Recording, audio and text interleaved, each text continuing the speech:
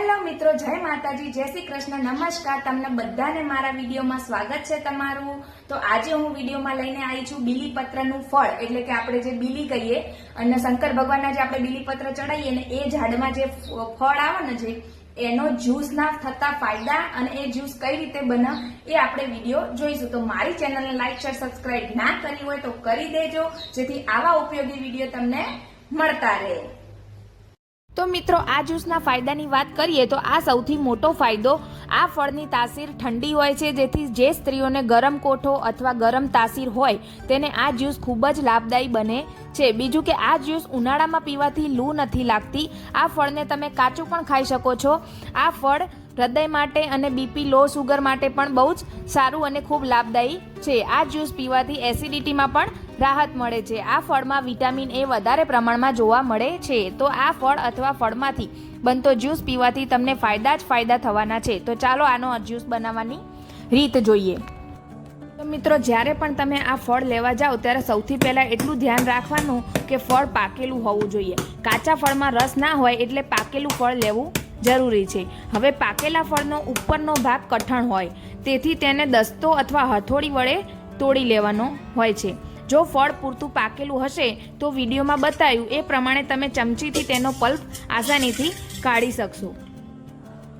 તો મિત્રો, તમે જોઈ શકો છો કે મેં પાકેલું ફળ પૂરતું લીધેલું હોવાથી અંદરથી ચમચીથી આસાનીથી તેનો અંદરનો પલ્પ આસાનીથી નીકળી જાય છે. જો તમે કાચું ફળ લેશો તો ચમચીથી નહીં નીકળે પલ્પ અને કાચો રહેશે, જેથી જ્યુસ નીકળશે નહીં. એટલે એટલું ધ્યાન રાખવું કે જ્યારે પણ તમે ફળ લો ત્યારે પૂરતું પાકેલું ફળ હોવું જોઈએ. જેને ઉનાળામાં તડકામાં જવાથી લૂ લાગી જતી હોય, પેટમાં બળતરા થતી હોય, અને એના માટે તો આ જ્યુસ રામબાણ. તમે આ જ્યુસ પીશો એટલે તમારા પેટમાં એકદમ ઠંડક થઈ જશે, કેમ કે આ ફ્રૂટની તાસીર એકદમ ઠંડી હોય છે. આ ફળનો જ્યુસ બનાવવાની રીત આખી અલગ જ હોય છે. મિત્રો, આ જ્યુસ તમે મિક્સર કે ગ્રાઇન્ડરમાં બનાવી નહીં શકો. આની આખી રીત અલગ હોય છે, તેથી વિડીયોમાં જોતા રહેજો છેલ્લે સુધી કે કઈ રીતે જ્યુસ બને છે. તમે જો આ ફળનો જ્યુસ પીધો હોય અને તેનો ટેસ્ટ કર્યો હોય તો તેનો ટેસ્ટ કેવો આવે છે કોમેન્ટમાં જરૂરથી લખજો મિત્રો. અને મારો વિડીયો કઈ સિટીમાંથી કોણ ક્યાંથી જોવો એ પણ કોમેન્ટમાં જરૂરથી લખજો. આ રીતે તમે જેટલા ફળ લાયા હોય તેટલા ફળનો બધો પલ્પ નીકળી જાય એટલે તેમાં 1 લોટો ભરીને પાણી નાખી દેવું. અને તમને 1 લોટો પાણી ઓછું લાગે, ફ્રૂટ વધારે હોય તો તમે પાણી બીજું પણ નાખી શકો, પણ કન્સિસ્ટન્સી તમે તમારી રીતે પાણી નાખી શકો, તમારે જેટલું જાડું પાતળું રાખવું હોય એ પ્રમાણે. બધા ફળનો પલ્પ એક વાસણમાં કાઢી લઈ તેમાં જરૂર મુજબ પાણી નાખી દેવાનું. અને આ રીતે મેશર અથવા તો હાથ વડે મસળીને તેના પલ્પમાં રહેલો જે સ્વાદ હોય એ પાણીમાં ભળી જાય ત્યાં સુધી આપણે મેશ કરી જવાનું મિત્રો. અને મેશ થઈ જાય એટલે પાણીમાં તેનો સ્વાદ ભળી જવો જોઈએ. એટલે ચાળણી અથવા ગાળણીથી તમે આ જ્યુસ ગાળી લેવાનું.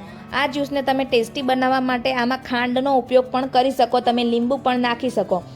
અને આ જ્યુસ તૈયાર થઈ ગયો છે. હવે તમે આ જ્યુસ અઠવાડિયા સુધી ફ્રીજમાં રાખી શકો છો અને પી શકો છો. આ જ્યુસ બનાવવાથી અઠવાડિયા સુધી તમે ફ્રીજમાં રાખી શકો છો, એટલે અઠવાડિયા સુધી બીજો જ્યુસ બનાવવાની માથાકૂટ પણ નહીં રહે. તો છે ને ફાયદા ને ફાયદા આ જ્યુસના, તો તમે પણ બનાવીને પી લેજો આ બીલીના ફળનો જ્યુસ. અને મારો વિડીયો ગમે તો લાઈક શેર સબસ્ક્રાઈબ જરૂરથી કરજો. જ્યારે પણ આ જ્યુસ પીવાનો હોય ત્યારે તમે એમાં ખાંડ નાખી શકો. જ્યારે તમે સ્ટોર કરવાનો હોય તેમાં ખાંડ નાખવાની જરૂર નથી. જ્યારે ગ્લાસમાં કાઢી પછી તમે ખાંડ અથવા લીંબુનો ઉપયોગ કરી શકો છો, જેથી ટેસ્ટ એકદમ મસ્ત આવશે. આમ આનો ટેસ્ટની વાત કરીએ તો થોડો તુરા જેવો લાગે, પણ તમે જો ખાંડ નાખશો એટલે એકદમ ટેસ્ટી ઓરેન્જ કલર જેવો તો તમને દેખાય છે, પણ ઓરેન્જ જેવો સ્વાદ આવી જશે મિત્રો. વિડીયો લાઈક કરતા જજો. Bye bye.